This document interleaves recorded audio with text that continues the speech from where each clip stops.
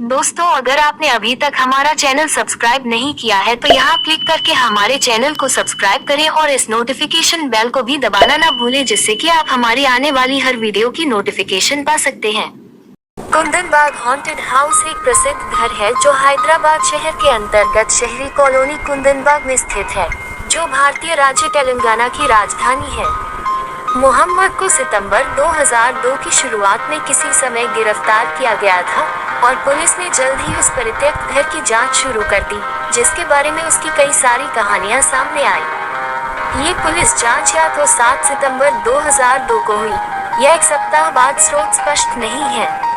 Waste Godavari की जयाप्रदा नाम की 56 साल की तलाकशुदा महिला अपने 2 बच्चों के साथ घर में रहती थी, लेकिन इस छोटी सी फैमिली को उनके पड़ोसियों ने महीनों से नहीं देखा। पिछली बार किसी ने कहा था कि उन्होंने जून में उन्हें देखा था और पड़ोसियों को इस परिवार के बारे में जो कहानियां बताई थी वे कम से कम देखने के लिए नामांकित थे। कम्युनिटी ने कहा कि घर में रहने वाले लोग अजीब लोग थे जो स्पष्ट रूप से जादू टोना या अपने कुछ कर रहे थे। बुरा सपना वे स्पष्ट रूप से आधी रात को मोमबत्तियां जलाते थे और उनके घर के आसपास दिखाई देते थे और इमारतों से अक्सर अजीब कहानियां आती थी। उन्होंने बताया कि वे कभी कभी अपने खुले बरामदे पर खून की बोतलें लटकाए हुए देखते थे।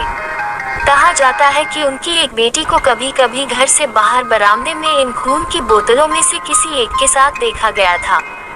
उनके पालतू घर से केवल 2 मिनट की पैदल दूरी तय करने के बावजूद वे हमेशा के लिए कार का उपयोग करते थे। जयाप्रदा की साज सज्जा के लिए सुजुकी का इस्तेमाल किया जाता था और ऐसा कहा जाता है कि उनके पति ने उन्हें छोड़ दिया था क्योंकि परिवार कितना खतरनाक था। घर में कोई पैसा नहीं आ रहा था, कोई केबल कनेक्शन नहीं था। 2 से 3 साल के बिजली बिल का भुगतान पूर्व राष्ट्रपति द्वारा किया गया था। क्षेत्र की सहायक पुलिस आयुक्त पी रामा राव के करीब 2 साल पहले पास के एक कॉलेज के कुछ छात्रों ने इस विचित्र परिवार के बारे में शिकायत दर्ज कराई थी।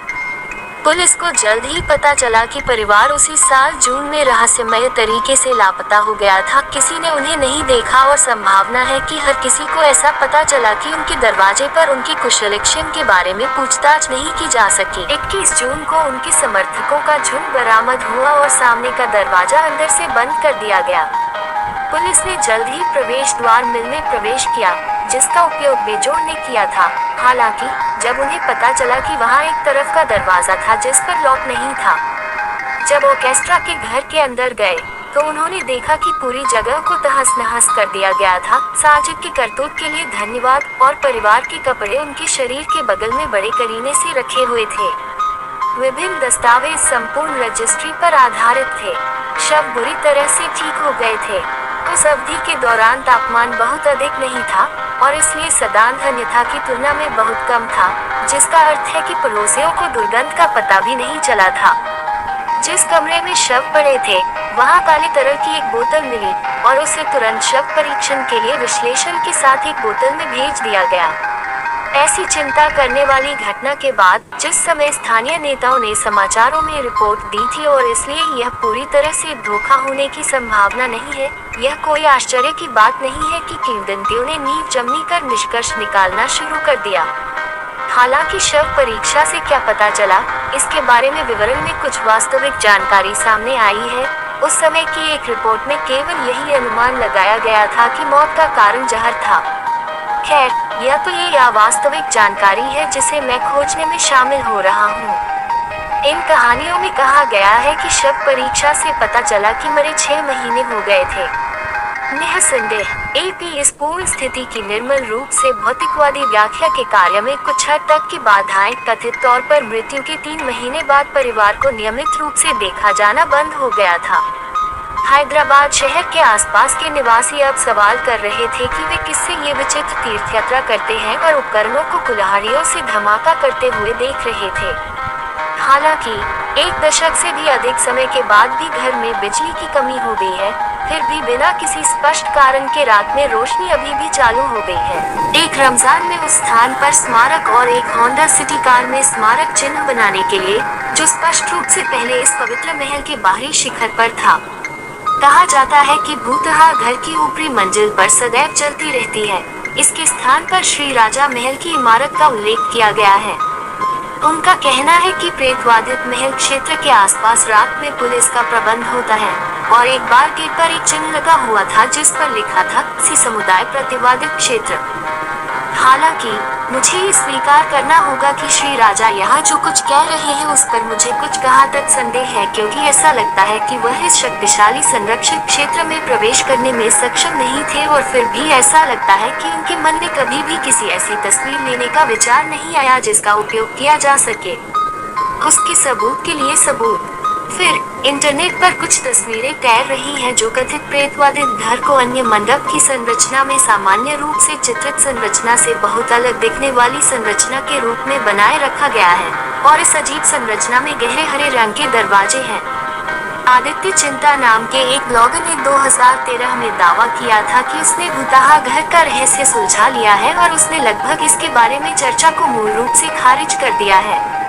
उन्होंने ऐसा एक ब्लॉग पोस्ट किया था जिसे बाद में पाडोस के लोगों की चिंता के कारण हटा दिया गया था। सौभाग्य से मैं वेबएक मशीन की बेकार मूल पोस्ट को पुनः प्राप्त करने में सक्षम हो गया हूँ और वह कहानी जो दिलचस्प है, न केवल इसलिए क्योंकि यह सीधे तौर पर बाकी की ज्यादातर कहानियों के सामने आती है जो इस बारे में है। बताया गया है कि कुंदनबाग वाले घर में क्या हो सकता है और क्या नहीं हो सकता है। वह भी रेजिडेंट में रहती है और इसलिए उस साल की गर्मियों के दौरान वह अपने दोस्तों के एक ग्रुप के साथ घर में दोस्ती के लिए निकली। हालांकि शुरू में उसे पता चला कि कुछ कठिनाइयां गायब हो गईं, लेकिन अनिच्छा के बारे में लोगों को बताया गया कि यह कहाँ है। वह और उसके साथी अंततः इसे शामिल करने में सक्षम थे और वे बेहद निराश थे। यह एक सामान्य घर जैसा लग रहा था। ड्राइवर हमेशा बंद रहते हैं और कुछ अज्ञात विस्फोटक उद्देश्य के लिए ड्राइववे के पार बड़ी भैंस की एक पंक्ति है। एक कहानी एक साइकिल चालक के बारे में है जिसमें हेडलाइट अनायास ही बुझ गया था जब वह उस लेन में प्रवेश कर रहा था जिस पर प्रेतवादित घर स्थित था, जिसके परिणामस्वरूप वह तुरंत अपने एक दोस्त के साथ जुड़ गया जो विपरीत दिशा से लेन पर गाड़ी चला रहा था। किसी भी तरह का भूत हंटर को घर में रहने वाले और पर्यटकों से रोकने के लिए पुलिस अब स्पष्ट रूप से घर के आसपास मौजूद है। मिथ किंग नाम के एक कोरा ब्लॉग उपयोगकर्ता ने दावा किया है कि वह एक समय रहस्यमय घर से जुड़ी कलाकृतियों का शौकीन था। वह राजघराने में रहता है और अगर उसके अवशेषों पर विश्वास किया जाए तो कथित प्रेतवादित घर की जांच के दौरान उसे अन्य कहानियों की तुलना में कहीं अधिक आश्चर्यजनक चीजें मिली। उन्होंने पाया कि जिस घर की तस्वीरें खींची गई थी और पहले सोचा गया था कि इस घर में अजीब चीजें थी, उसने बताई गई संपत्ति के विवरण में बिल्कुल भी मेल नहीं खाया। इससे 2 मिनट की दूरी पर कोई कचरा क्रिस्टल पॉइंट नहीं था और एक अलग घर से 2 मिनट की दूरी पर कचरा प्लास्टिक पॉइंट था। जिस घर की तस्वीर उसके बगल की एक गली में खींची गई थी जिसे 2 हिस्सों में बांट दिया गया था। इनमें से एक स्ट्रीट लाइट से काफी अच्छी तरह जगमगा रही थी जबकि दूसरी पूरी तरह से अंधेरी थी। शायद आश्चर्य की बात तो यह है कि अंधेरी स्ट्रीट जिस पर स्क्रैप स्टूडियो था और इस प्रकार वास्तविक प्रेतवादित घर भी था। इस गली में 3 दरवाजे हैं जो गहरे रंग हरे से रंगे हुए हैं और सामान्य इमारतों की तुलना में जमीन से अलग है। त्रिद्वार मैदान के एक ही विस्तार की ओर ले जाया गया है और भीतरी मैदान के अंदर कई संरचनाएं हैं। एक बंगला जैसा कि कभी कभी मुख्य कहानी के रूप में वर्णित है, कथित रूप से वैध प्रेतवादित घर 2 ऊंचे होने के बावजूद और एक महल जैसा दिखने वाला भवन। यह अजीब जगह स्पष्ट रूप से पिरामिड गार्डन हॉन्टेड पैलेस के रूप में जानी जाती है और यह उस नकली घर की तुलना में बहुत कम प्रसिद्ध है जिसे सीबोर्डे ने लोगों को परंपरा से बाहर निकलने के लिए अपराध के स्थान के रूप में उजागर किया था, जैसा कि उन्होंने कथित तौर पर किया था। दरवाजों को बंद कर दिया गया था और रास्ते में वास्तव में चट्टानें थी, लेकिन एक पड़ोसी के साथ बातचीत से यह जल्द ही साफ हो गया। घर का इलाका, यहाँ स्पष्ट रूप से अब घर में कुछ लोग रह रहे थे, ने दरवाजा बंद कर दिया था जब वे गर्मी के बीच में बाहर थे तो असली भूत शिकारियों को अतिक्रमण करने से नफरत करने के लिए मिल गया। जाहिर तौर पर यह सुनिश्चित करने के लिए वहां पत्थर रखे गए थे कि लोग कार या बाइक को पार्क करने के लिए खाली जगह में अपनी ड्राइववे का इस्तेमाल न कर सके। इस प्रकार आदित्य का मानना है कि कहानी को क्लासिक रूप से खारिज कर दिया गया है। मैं इतने से यकीन नहीं कह सकता। जिन पड़ोसियों से आदित्य ने बात की, उन्होंने कहा कि अजीब परिवार और उनके अज्ञात रहस्यों के बारे में सच्ची कहानी थी और मैं भी इस लालच को चाहता हूँ कि यही मामला है। ये खबर 2002 में टाइम्स ऑफ इंडिया अखबार में छपी थी। परिवार और उनकी मौत के बारे में सभी दस्तावेजों का समर्थन किया जा सकता है, लेकिन दुर्भाग्य से शव परीक्षण के बारे में विवरण की परिवार की मौत उनके लापता होने से 3 महीने पहले हुई थी, अभी तक पुष्टि नहीं की जा सकी है। मैं निश्चित रूप से किसी स्रोत की खोज जारी रखूंगा, लेकिन मुझे ऐसा कोई स्रोत नहीं मिला है जिस पर मुझे भरोसा है।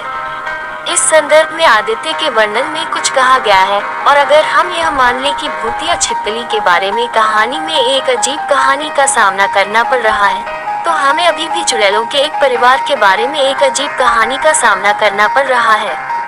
मिथकिन द्वारा गढ़ी गई कहानियाँ, विशेष रूप से इंटरनेट से अलग अलग इमारतों के प्रकाश में अलग अलग दिखाई दी, लेकिन दुर्भाग्य से श्री किंग द्वारा ली गई जमीन की कमी उनकी कहानी के रूप में काल्पनिक रूप से घटित होती है। कुल मिलाकर इस प्रमुख अधर्मी घर की पूरी स्थिति परस्पर विरोधी वृत्तांतों का एक उलझा हुआ जाल है। मैंने जानकारी प्रस्तुत कर दी है, अपना निर्णय स्वयं लें। अगर आपको वीडियो पसंद आए तो लाइक और शेयर जरूर करें। हम आपसे जल्दी अभी वीडियो में मिलेंगे, तब तक के लिए अनुमति दें।